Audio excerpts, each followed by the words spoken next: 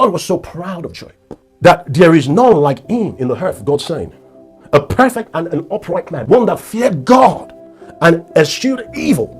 Then Satan answered the Lord and said, doth Job fear God for nothing?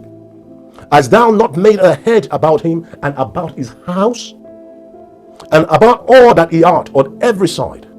Thou hast blessed the work of his hands, and his substance is increased in the land. So we've seen a sneak preview of this godly man. This man that revered God greatly. And because he so feared God and he loved God, God blessed his household. However, the foundation of his marriage wasn't right. If you notice, when God spoke, he said, have you seen my servant Job?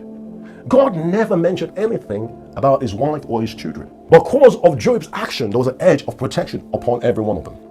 And then when the enemy decided to strike Job and everything he has, God told him, you can touch anything, but don't touch Job. And when the enemy struck, what happened? His 7 sons and 3 daughters were struck in one day. Why weren't they preserved? Because the children didn't have a relationship. They didn't have a stance with God. And why could this be? That Job was very busy. He was very industrious. He was everywhere. And the wife he chose to marry was ungodly. So the foundation of that family wasn't solidified. Job was the only one praying. Job was the only one giving. Job was the only one doing everything.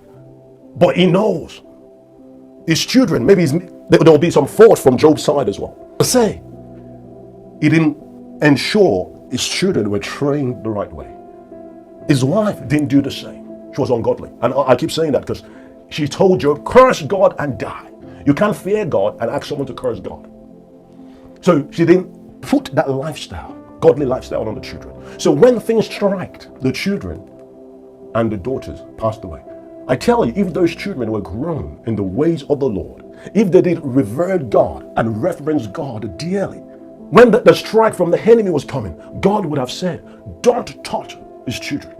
And this is what we're talking about. We're talking about a fortified family. Everyone knowing God.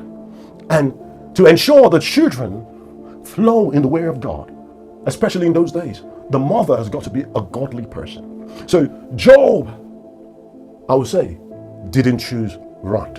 And this affected the foundation of his family. But God didn't take his wife. And shall I tell you why God didn't take his wife?